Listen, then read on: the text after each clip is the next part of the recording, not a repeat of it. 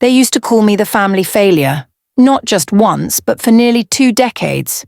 My brother went Ivy League, my sister climbed the corporate ladder, and I was the artsy one, the burden, the disappointment no one dared to bet on.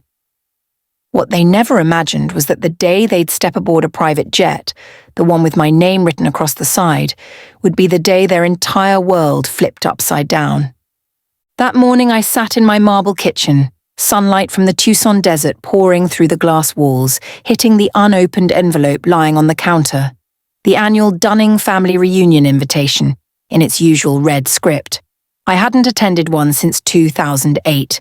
As far as they were concerned, I'd vanished from the family. And in a way, I had. On the screen before me glowed the embargoed headline, scheduled to go live tomorrow at 6 a.m. Melanie Dunning, the silent visionary behind a $9.8 billion VR empire. 2 days from now, I'd face them again, not to explain, not to seek validation, but to show them the truth. The girl they dismissed had quietly changed the world. I was 22 when I first heard the phrase that would shape the silence between me and my family for the next 15 years. We were seated around the polished oak table at my parents' home in Mesa, a place that smelled of rosemary chicken and quiet disapproval. My father, Everett Dunning, was a legacy man through and through, third-generation accountant, grey-haired and sharp-tongued. And that evening, like so many others, he was dissecting my future like it was a failed investment. "Digital sculpture isn't real art," he said, folding his napkin with the same precision he used to close quarterly books. "This crypto nonsense you're getting involved in, it's a fad. No one in their right mind pays for pixels." I had just sold my first virtual collection for $52,000. I still remember the way I clutched that secret in my chest, the heat in my ears, and the sharp sting of humiliation as my mother, always polite, always pristine, reached across the table and patted my hand like I was a child who needed redirection. "Melanie, sweetheart, we're only concerned," she said, her voice smooth as silk. "You need something stable, something with benefits, a real career." Across from me, my brother Nathan stayed quiet, as he always did, too busy being the golden boy with his freshly minted MBA and a corner office waiting at our father's firm. And then there was Trina, my younger sister, already managing a financial advisory team and reveling in every eye roll she could throw my way. That was the night I decided I wouldn't tell them a thing. I didn't mention the buyers lining up for my next series or the venture capital emails piling up in my inbox. I just nodded, cleared my plate, and walked out. 2 weeks later, I moved into a crumbling walk-up apartment near South Phoenix, a place with flickering lights, paper-thin walls, and neighbors who screamed through the night. They assumed I was broke. They assumed I was too stubborn to ask for help. What they never understood was that I didn't want help. I wanted space to build, not just art, but a future they'd never see coming. Year 1 was brutal. 18-hour days, coding through migraines, building immersive galleries from scratch while teaching myself more about blockchain contracts than any textbook could. I drove an old Ford Escort that sounded like a dying goat and paid for groceries in coins I kept in a mason jar. But every sale, every exhibition that sold out in hours brought me closer to something no one in my family believed I was capable of. My second virtual showcase, Fragmented Light, brought in over $200,000. I reinvested everything, hired developers, built platforms, negotiated licensing deals with emerging VR firms. By the time my family gathered for Christmas that year, the same year my father offered Nathan a promotion and toasted to Trina's new house, I had already surpassed the $1 million mark. But I said nothing. I wore the same faded jeans, brought cheap wine from Trader Joe's, and quietly accepted their sideways glances. There were moments when I thought about telling them, when my mother would slip me an envelope with just a little something to help with rent, or when my father cornered me after dinner and told me it wasn't too late to join the firm and do something real, but I let them believe I was floundering. I let them believe their narrative because trying to correct it was like screaming into a hurricane, exhausting and pointless. By the end of year 3, I had quietly passed $80 million in net worth. My company, Meridian Visuals, had launched a proprietary marketplace that changed how digital art was verified, licensed, and owned. Yet, I still drove that rickety Escort. I still wore neutral tones. And every time my siblings brought up my creative hobby, I smiled and nodded, knowing the empire I was building was invisible to them. And that was exactly how I wanted it. But it wasn't just about proving them wrong anymore. The betrayal didn't just come from their lack of faith. It came from their complete refusal to see me as anything more than a deviation from the family mold. Every choice I made, every accomplishment I earned was dismissed as a phase, a fantasy, or a fluke. They never once Googled my name, never attended an exhibit, never asked what I was working on, because they had already decided I didn't matter. And that kind of silence, not the quiet of solitude, but the silence of being deliberately overlooked, cuts deeper than any insult. They didn't care to see who I was becoming, only who I failed to be in their eyes. So I made a choice. I wouldn't fight for their recognition. I would build something so undeniable, so vast and extraordinary that when they finally saw it, they'd realize they'd been blind all along. And the best part? That moment was now just days away. There's a certain kind of freedom in being underestimated, a strange, hollow space where no one expects anything from you, and in that space you can build quietly, away from their noise, their judgment, and their limited vision of who you're supposed to be. That's exactly where I found myself during those first few years, tucked inside a tiny one-bedroom studio on the edge of South Phoenix, surrounded by peeling paint, second-hand furniture, and dreams far too big for the walls that held them. No one came to visit. No one called to ask how I was doing unless it was followed by a backhanded offer to get me back on track. Even then, their concern was never about me. It was about the embarrassment I might bring. I remember once when Aunt Claudia cornered my mother after church, asking if I had finally grown out of that computer stuff. Mum smiled tightly and said, "Melanie's finding herself." That phrase, finding myself, became the family euphemism for failure. But while they assumed I was drowning in debt and delusion, I was laying the first bricks of what would soon become one of the most revolutionary platforms in the immersive art world. I spent my nights studying code, learning the intricacies of blockchain, and experimenting with virtual installations that defied physics and redefined what ownership meant in a digital age. I wasn't just making art, I was rewriting the rules of how art was experienced, traded, and remembered.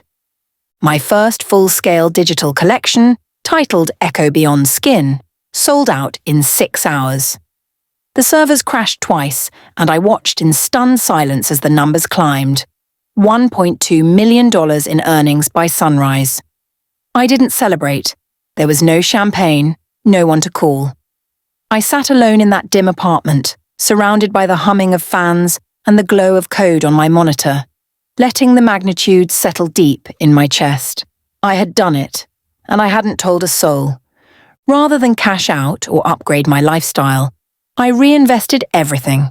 I hired a team, mostly freelancers and engineers who, like me, had been told their ideas were too strange, too speculative. Together, we built Vireal, a decentralized platform that allowed digital artists to tokenize and showcase their work in ways no museum could replicate. Our mission wasn't just to disrupt the art world, it was to democratize it. And we were doing it under everyone's radar. By the end of that first year, Vireal had onboarded over 5,000 creators, and our total market transactions had surpassed $10 million. Still to my family, I was Mel, the oddball older sister who hadn't grown up. I kept it that way. Every trip home I wore the same beat-up jacket, drove the same clunky Ford, and nodded along as they gave me well-meaning advice about temp jobs or transitional opportunities. I never argued. I just listened and let their words fuel something deeper inside me. Not spite, but clarity. They couldn't see me because they never tried to. When my net worth quietly crossed $100 million by year 3, I celebrated not with excess, but with silence. I bought my first penthouse, not in New York or San Francisco where they'd expect to see success, but in Tucson, nestled against the mountains with panoramic glass walls and a view so wide it felt like breathing for the first time. I kept the lights low, the furniture minimal, and installed an elevator that opened directly into the gallery I was building inside, a tribute to the quiet ones. It wasn't until year 6 that Forbes first reached out. One of their scouts had stumbled onto a Vireal exhibit during a global tech showcase in Berlin. They requested an interview, which I politely declined. I wasn't ready yet. Not because I wasn't proud, but because I still had more to build. I wasn't chasing their attention. I was chasing permanence, something that would last long after the headlines faded. Meanwhile, my family remained oblivious. Nathan still posted about leadership retreats and productivity hacks on LinkedIn. Trina had just purchased her 3rd condo and made sure everyone knew about it during Thanksgiving dinner. They spoke to me like I was still 22, still waiting to be rescued from my poor decisions. And I let them. Because the longer they doubted, the quieter I could rise. By year 10, we had expanded to 7 countries, raised hundreds of millions in funding, and were partnering with institutions that once dismissed digital art as a novelty. Viral wasn't just a platform anymore. It was a movement. But to my family, I was still invisible. That invisibility, once painful, had become my shield. I didn't need to defend myself, and I certainly didn't need their validation. I had grown used to their dismissiveness, their performative concern, their attempts to fold me back into their version of success. I smiled through dinners, ignored the side glances, and when Trina offered to cover the check again, I thanked her graciously and walked away, knowing that my monthly interest could buy her entire portfolio 10 times over. I waited 15 years. Not for vengeance, not to embarrass them, but to allow the truth to take form fully, without interruption. Every missed opportunity, every time they chose doubt over belief, had compounded into something undeniable. Not loud, not flashy, but powerful.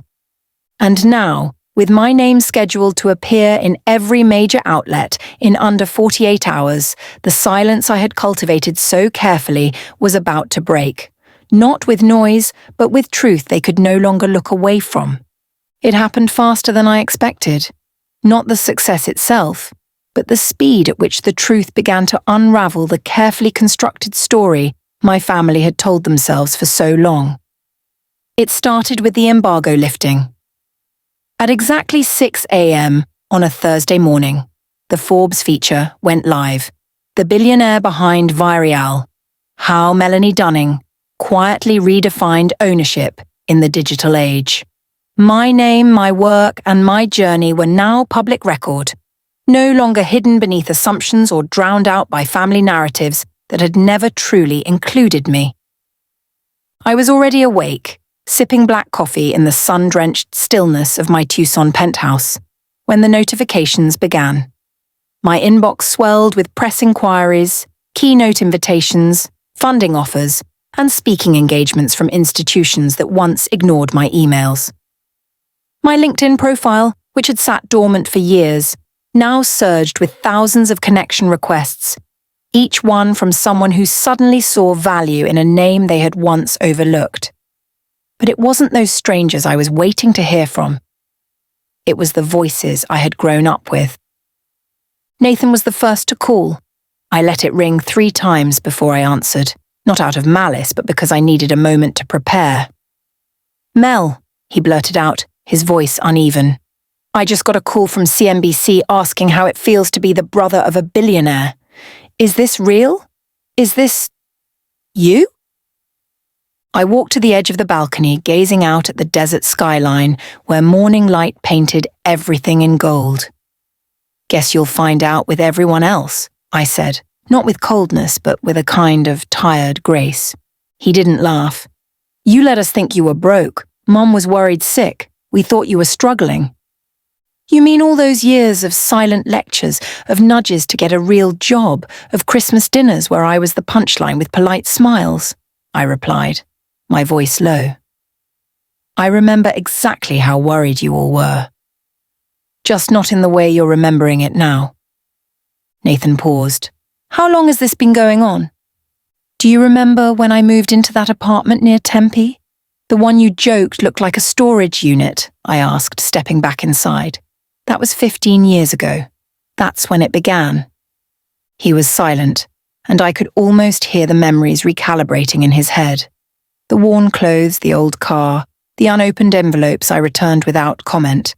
But the money for rent, the Civic, the way you let Trina cover bills sometimes. I never asked for help, I interrupted gently. I asked if anyone wanted to invest. No one did. And that Civic? That was the uniform. I wore your expectations like a costume because it gave me the space to work without interference. Every time you pitied me, you gave me more room to build. The call ended soon after, not in anger but in stunned silence. I imagined him sitting in his sleek glass office, recalculating everything he ever thought he knew about me. Next came Trina. Through text, of course. OMG Mel. Tell me this is some kind of joke. Are you really worth over $9 billion? I didn't reply. I read the message, smiled, and tucked the phone away. Let her sit with it. But the one I knew would be hardest, and, in some twisted way, most satisfying, was my mother. When Samantha, my assistant, buzzed through to say Elaine Dunning was in the lobby arguing with security, I knew the moment had arrived. Let her up, I said, placing my cup down carefully. She came all this way. When the elevator opened, I saw the same woman I'd grown up under, composed, meticulous, still wearing designer heels and pearls at 8 a.m. But her eyes, for the first time in my adult life, held something resembling uncertainty. This is where you live? She asked, her voice smaller than I remembered, her gaze moving from the floor-to-ceiling windows to the curated art collection lining the walls, each piece part of a multi-million-dollar gallery I had built under their radar. This is my real home, I said, handing her a cup of coffee. Not the condo I keep for family drop-ins. She walked slowly across the marble floor, as if touching anything too quickly might cause the illusion to shatter. But how... When... We thought you were... Failing, I finished for her. Lost, still chasing a fantasy. She turned, her face clouded with confusion and a kind of fear. But we saw you struggle. The old car, the cheap clothes, the silence. You didn't see me struggle, I corrected. You saw what you expected to see. And I let you. Because no matter what I achieved, you were never going to see me clearly until you were forced to. She sank into a chair, her perfect posture bending in a way I'd never seen before. You lied. No, I said gently.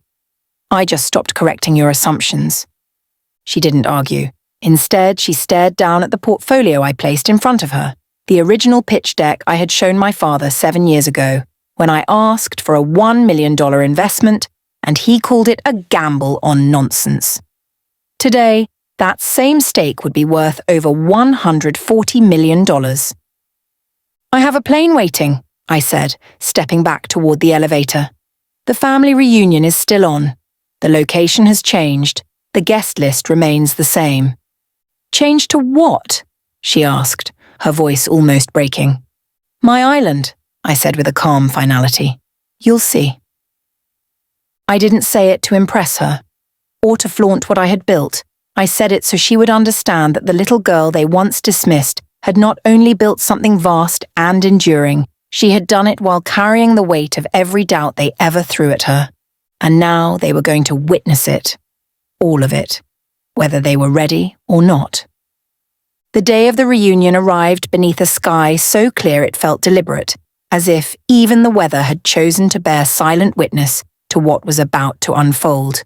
I stood on the tarmac of my private airfield just outside Tucson, dressed in a tailored linen suit and low heels, watching as 3 black sedans pulled up in a slow, careful line. The Dunning family had arrived, though they had no idea what they were about to walk into. The first to emerge was my father, Everett, still tall, still polished in his stiff-collared shirt and classic watch, though the confidence he usually wore like a second skin seemed to hang just slightly off-kilter.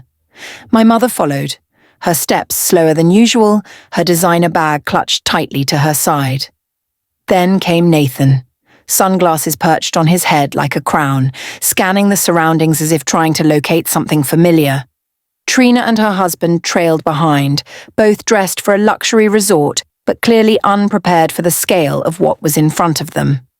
My jet, a sleek, silver Gulfstream G800, stood gleaming in the morning light, with Virile Group etched across its fuselage in brushed titanium, and just beneath it, my name, Melanie Dunning. Their eyes caught the lettering at nearly the same moment, and I watched the realization ripple across each face, not fast, but slow and crawling, like an old truth reluctantly acknowledged. "Welcome," I said simply, my voice calm and measured. "Hope the ride over was comfortable."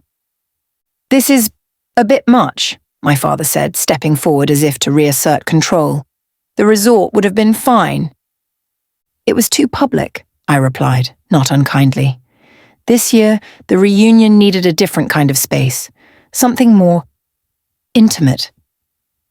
They boarded the jet in silence, and though they tried to play it cool, murmuring polite acknowledgements, commenting on the decor, their eyes couldn't stop scanning. They saw the crystal stemware, the original artwork, the minimalist elegance that whispered wealth without screaming it. I poured champagne and offered it without ceremony. "Enjoy it," I said. "This bottle costs more than your firm made last quarter." My father's mouth opened slightly, then closed again, his fingers tightening around the flute. He didn't speak for the remainder of the flight. 2 hours later, we descended onto the island, a 300-acre stretch of private Caribbean coastline that I had purchased after closing our first international partnership. As the jet coasted along the runway, a single word came into view, carved into the helipad in sweeping silver letters. Dunning. Not the family name, but mine. My own. When we disembarked, Rolls-Royces were waiting, each one assigned to a specific guest, each seat lined with a personalized folder. I gave them an hour to check in, settle into their suites, and review the materials. Timelines of declined investment opportunities, annotated with present-day valuations, revenue graphs, screenshots of email chains they had ignored. For Nathan, a breakdown of how much his firm lost by dismissing a Virile partnership 5 years ago. For Trina, a comparison of her annual salary with the daily interest accrued on just one of my portfolios. For my father, the original proposal he rejected, marked up with present-day figures and stamped closed to outside investors. By the time we gathered for dinner, the sun had dipped low, painting the ocean in gold and lavender. The dining hall, glass-walled and open to the sea breeze, shimmered with candlelight and silver. Each place setting sat beneath a mounted tablet, looping a backlit version of the Forbes article. I waited until everyone had taken their seat before I stood at the head of the table. "Thank you for coming," I began, letting my gaze move from face to face. "I know this wasn't the reunion you expected, but then again, I wasn't the daughter, sister, or niece you expected either." My father straightened in his chair.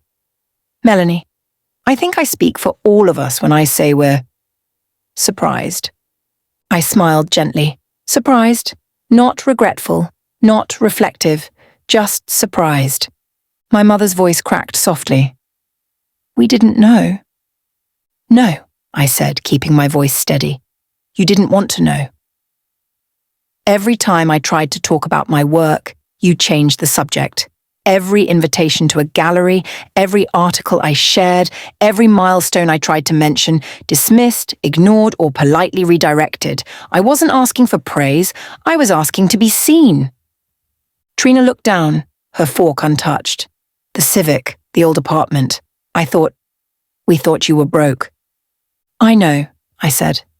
And it was easier for you to believe that than to imagine that I was building something real, something big.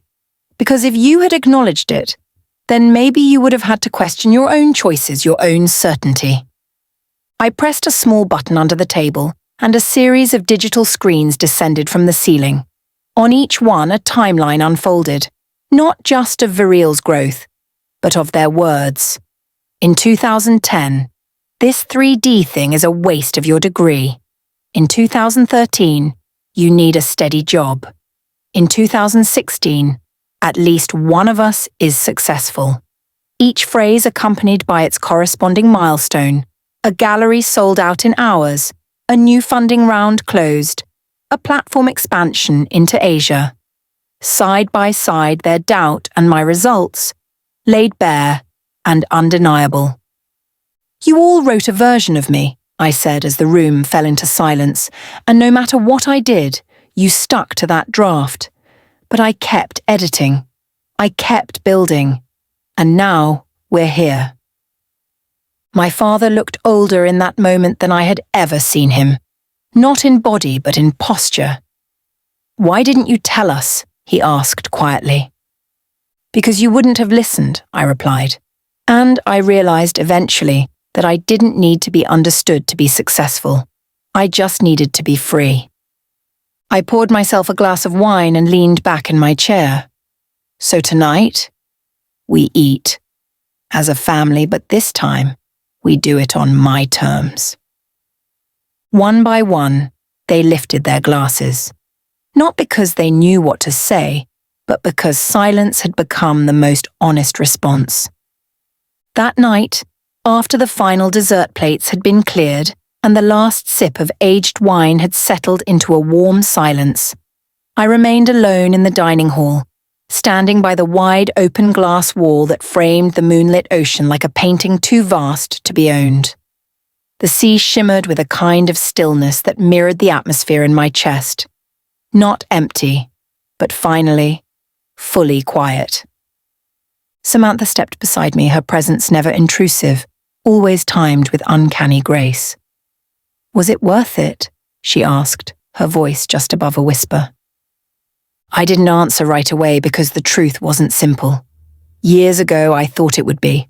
I thought the moment I proved them wrong, the moment they saw the empire I had built from the very foundation they refused to believe in, would feel like vindication, like victory written in gold. But standing there, barefoot on the cool stone floor of a private island that bore my name, I realized that the sweetest part wasn't proving them wrong at all. It was finally being free of needing to. The next morning, as soft sunlight spilled into the atrium of the villa, my father's handwriting arrived not through a grand speech but on a note, quietly slipped beneath the door to my suite. The envelope was cream-coloured, understated, folded twice with purpose, and when I opened it, I recognized the crisp block letters immediately. Melanie, I was wrong, not just about your business, but about everything. You didn't just succeed, you changed the game. I'm sorry I didn't see it sooner. Dad. I read it twice before placing it next to a yellowed printout, the digital receipt from my very first art sale, an experimental VR piece that sold for just under $5,000 back when no one believed such a thing had value. Framing them together, the letter and the receipt felt right, like anchoring the beginning and the end of one long, bitter chapter. It was never about revenge. Not really. It was about reclaiming my voice in a room that had gone quiet every time I spoke. Later that day, over breakfast beneath the palms, I watched as the people I once loved through clenched teeth and quiet tears began to soften. They asked questions, not performative, not superficial, but genuine ones. My mother asked to see the design files for our next project. Nathan admitted he was exploring partnerships with digital firms now. Even Trina, who once rolled her eyes every time I mentioned virtual art, offered to tour one of our VR installations with her team back in Charlotte. It wasn't perfection, but it was a shift. And for the first time, it didn't feel like I was begging to be included. I was simply allowing space for them to grow, if they chose to. That evening I walked alone to the edge of the island. No cameras, no screens, no performance. Just me, the wind, and the sky. I breathed deeply, thinking of the girl I once was. The one who sat at dinner tables and smiled through pity, who heard the word unrealistic used like a hammer, who drove a broken car not because she had to, but because playing small gave her the room to grow large. And now here I stood, not above them, not behind them, but beyond the limitations they once placed on me. I didn't need their regret. I didn't crave their approval. I had become undeniable. Not through loud proclamations, but through quiet persistence and a love for what I built that burned far deeper than any need for applause. As the sun dipped below the sea, casting a final ribbon of amber across the water, I whispered to the air, not with anger, but with something close to peace. You never believed in me, but I did, and that was enough. As I stood on the edge of the water that night, waves brushing against the rocks in slow, deliberate rhythm, I thought not just about what I had built, but about why I kept building long after the world told me I shouldn't. It had never been about money, not really. Not about headlines or private islands or jets with my name engraved in steel. It was about choosing not to vanish, about claiming the space I had once been told I didn't deserve. You see, when you've been underestimated for long enough, when your name is met with silence in rooms where others are applauded, and when your worth is measured against standards that were never meant for you, it does something to your spirit. For some, it breaks them, but for others, for people like me, it becomes a forge. Every doubt becomes a tool, every slight a blueprint, every door closed a reason to build your own. And if you've ever felt like the invisible one at the table, the sibling, the spouse, the friend, or even the parent whose story wasn't quite as shiny, whose voice was always the quietest, then I hope you heard something in mine that reminds you your silence does not equal failure, and your journey does not lose value just because it's slow, unconventional, or unseen. It took me 15 years to reveal the truth. 15 years of whispered judgments, backhanded pity, and family gatherings where I smiled while carrying the weight of a world no one else knew existed. And in the end, I didn't need to shout, I didn't need to fight, I just had to keep going. So if you're watching this and you're in that season, the one where no one believes in what you're doing, where your days feel long and lonely, and your dreams still live only inside your head, let me tell you what no one told me. Don't stop. Let them doubt you. Let them laugh, dismiss, ignore. Just don't let them define you. Because one day when your work speaks louder than their doubts, the silence will break. Not with noise, but with truth. And the people who never saw you coming will have no choice but to finally see you. And when that day comes, don't waste your breath on revenge. Spend it breathing freely, knowing that you became everything they said you couldn't, not to prove them wrong, but to prove yourself right. If this story resonated with you, if you've ever been the underdog, the outcast, the one counted out too soon, I want to hear from you. Tell me your story in the comments. Share this video with someone who's still building quietly. And if you haven't already, subscribe. Because stories like this aren't just mine. They belong to anyone who's ever had to rise in silence. The world needs to hear from people like you. So keep building. And when the time is right, let the results speak.